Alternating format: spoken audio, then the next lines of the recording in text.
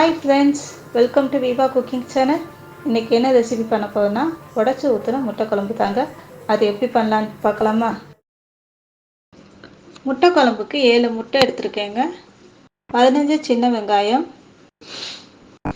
7 பல் பூண்டு, medium size 2 தக்காளி எடுத்துருக்கேங்க. இதில் பூண்டை தட்டி வச்சுக்கலாங்க, அதுமாதிரி தக்காளியை அரைச்சி வச்சுக்கலாங்க. கொஞ்சமாக புளி தண்ணி எடுத்துருக்கேங்க. இப்போ தவாவில் எண்ணெய் ஊற்றிக்கலாங்க. நல்லெண்ணெய் தான் எடுத்துருக்கேன். 2 டேபிள் ஸ்பூன் எண்ணெய் எடுத்துக்கலாம். கடுகு சேர்த்துக்கலாங்க. கடுகு பொரிஞ்சோடனே உளுத்தப்பருப்பு சேர்த்துக்கலாங்க. இப்போ சோம்பு கொஞ்சம் சேர்த்துக்கலாங்க. இப்போ பச்சை மிளகாய் நறுக்கி போட்டிருக்கேங்க. அதே மாதிரி கருவேப்பிலையும் சேர்த்துடலாங்க. வெங்காயம் பூண்டு எல்லாத்தையும் இப்பயே சேர்த்து நல்லா வதக்கிட்டுங்க. தக்காளி அரைச்சி ஊற்றிருக்கோம் இல்லையா, அதையும் சேர்த்துடலாங்க. தக்காளி நல்லா வதக்கிட்டுங்க. தேவையான அளவு மஞ்சள்தூள் சேர்த்துக்கலாங்க. 2 டேபிள் ஸ்பூன் தனி மிளகாய் தூள் சேர்த்துக்கலாங்க. 1.5 ஸ்பூன் தனியாத்தூள் சேர்த்துக்கலாம்.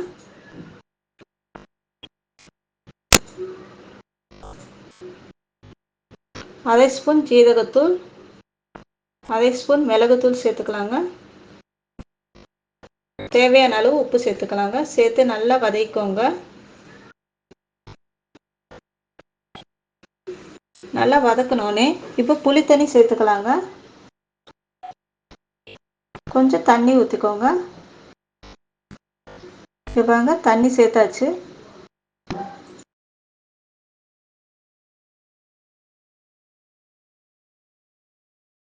தேங்காய் கொஞ்சம் எடுத்துருக்கேங்க. சோம்பு கொஞ்சம் சேர்த்துக்கோங்க. நல்லா பேஸ்ட்டாக அரைச்சிக்கலாங்க. இப்போ அந்த பேஸ்ட்டை சேர்த்துக்கலாங்க. குழம்போட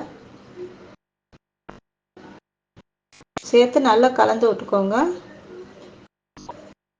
இங்கே பாருங்க, நல்லா கலந்து விட்டாச்சு. இப்போ மூடி போட்டு நல்லா கொதிக்க விடுங்க. ஒரு கொதி வந்தால் போதுங்க. இப்போ கொதி வந்தோடனே நம்ம முட்டையை உடச்சி ஊற்றணுங்க. நல்லா கொதிக்கும் போதே ஊற்றினா தாங்க முட்டை உடையாமல் இருக்கும். இல்லைன்னா மஞ்சள் கருலாம் பிரிஞ்சு வந்துடும். ஸோ நல்லா கொதிக்கும் போதே முட்டையை உடச்சி ஊற்றிடுங்க. கொஞ்சம் அகலமான பாத்திரம் வச்சுக்கோங்க குழம்புக்கு. ஏன்னா நம்ம 7 முட்டையை ஊற்ற போதும், தனித்தனியாக ஊற்றினா தான் முட்டை ஒன்று ஒட்டாமல் இருக்கும். இப்போ மூடி போட்டு நல்லா கொதிக்க விடலாங்க. முட்டை வேகணும். இங்கே பாருங்க, நல்லா வெந்துடுச்சு முட்டை.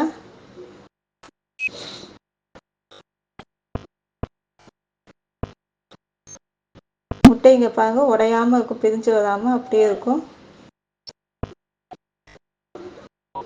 முட்டை குழம்பு ரெடி ஆயிடுச்சுங்க. இப்போ கொத்தமல்லியே போட்டுடலாம். முட்டை குழம்பு ரெடி ஆயிடுச்சுங்க. செஞ்சு பாருங்கள். பிடிச்சிருந்தால் லைக் பண்ணுங்கள், சப்ஸ்கிரைப் பண்ணுங்கள், ஷேர் பண்ணுங்கள். உங்கள் ஃபீட்பேக்கை எனக்கு கமெண்ட்டாக கொடுங்க. பெல் ஐக்கானை கிளிக் பண்ணிவிடுங்க. அப்போ தான் நாங்கள் போடுற வீடியோட நோட்டிஃபிகேஷன் உடனுக்குடன் வரும். தேங்க்யூ, பாய்.